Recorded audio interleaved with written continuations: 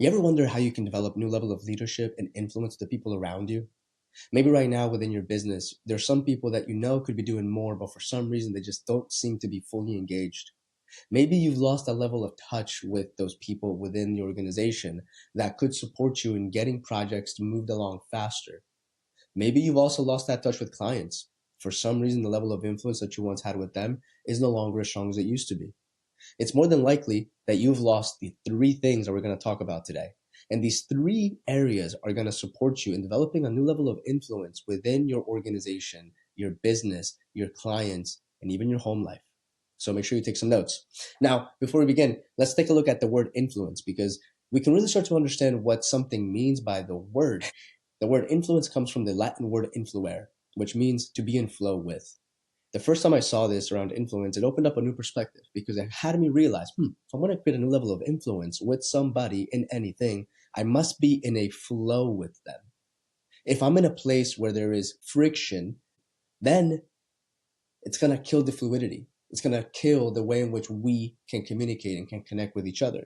So now this doesn't mean that everything and not everyone that you are with, you have to be in agreement with. No, you can easily be in disagreement with somebody and still be in a fluid state with them. Being in a fluid state doesn't mean that you have to believe the same things. No, it just means that we can be in a level where we can flow with one another. And these three areas that we're going to talk about today are going to open that up for you. So, number one, we got to take a look. We need to be understanding. Sounds so simple because it is. We as humans will make things so complicated for whatever reason. Be understanding of the person that you are working with. Maybe it's the employee right now who doesn't seem to be getting their tasks done as well as they could. Well, instead of just pointing the finger, getting upset, writing them up, have you understood what their process is so far? Have you sat down and have you understood that they understand what they need to do? Because sometimes we're complaining about something, or maybe we're in a conflict about something, but the first thing that we must understand is that we're not even in conflict about the same thing. So are you understanding the way in which your team right now is operating, the things that they're doing? If somebody isn't operating at the level in which they could, do you understand why? Could it be possible that that employee is right now sitting in the wrong seat? Maybe they're the right person on the right bus, but maybe they're just sitting in the wrong seat. I know for me, I'm not technical. So you put me in any sort of technical work where I'm doing stuff on the computer, man, no good. I'd rather be with people. So we need to be really present and understanding of, are we understanding where our people are best suited for? Now, one simple way in order for us to develop a next level of understanding within our team, so we can, again, increase influence, is very simply being curious. All we gotta do is be curious about what our team is going through. When we create a new level of curiosity in our organization, we start to ask new sets of questions. Instead of us having to be the ones that have the right answers, we start to get curious at what their answers are.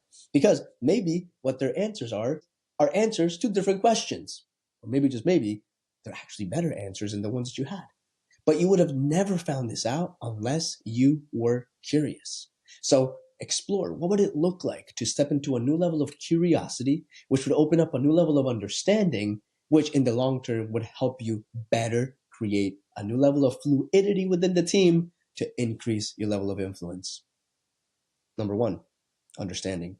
Number two, vulnerability. A lot of people think they need to develop a new level of leadership when all they really need to do is open up. The moment that the team starts to see you in new ways, the moment that they start to recognize that you're a human being, maybe you're the CEO of an organization and the company's growing and there's so many things going on that the CEO, you have to show up in this strong man or woman. And yes, of course, there's going to be a lot of strength to that.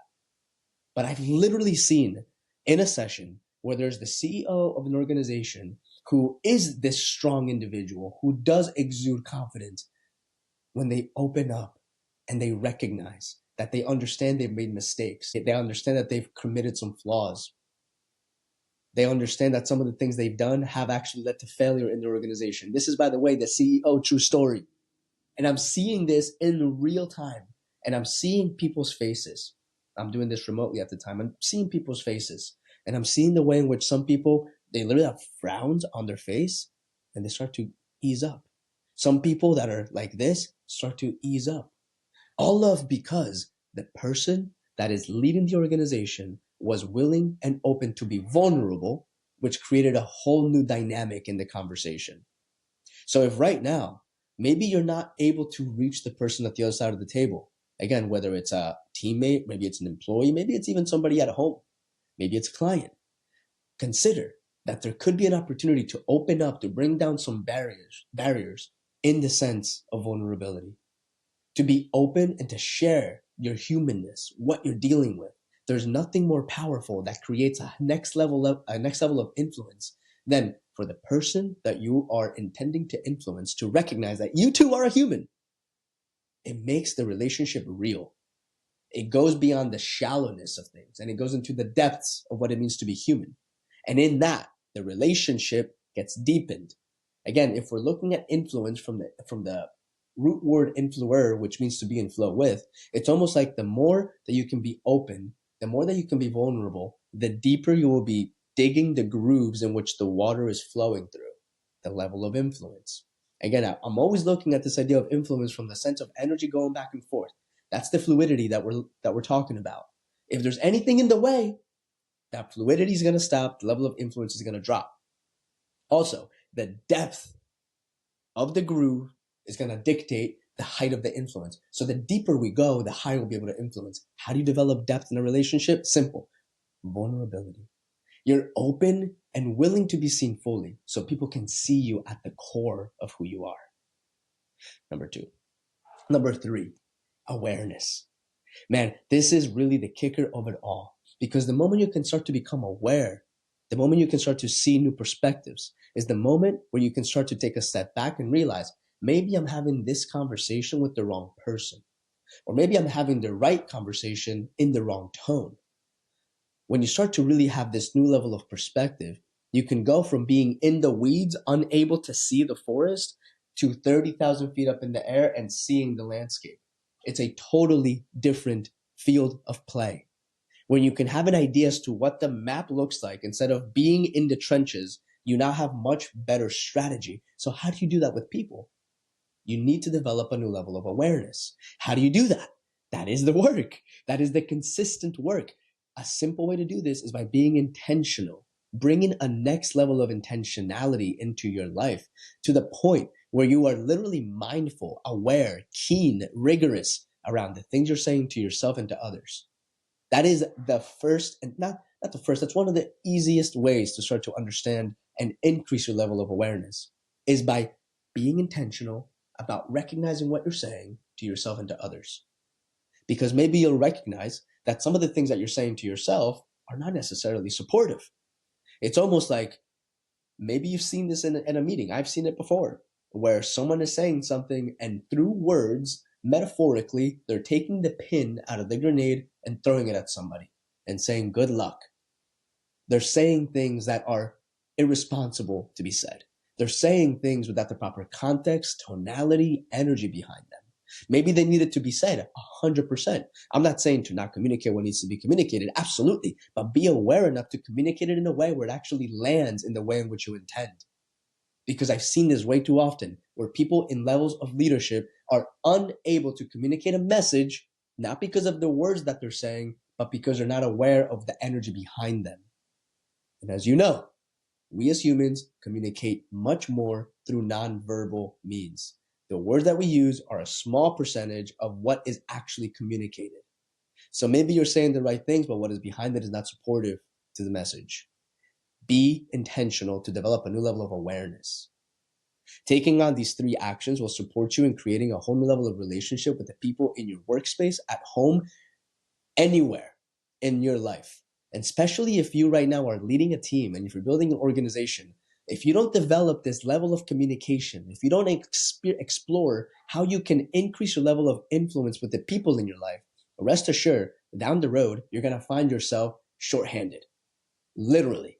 Because when you create a new level of influence with somebody, you now have delegated. You've now created an opportunity where you can multiply yourself.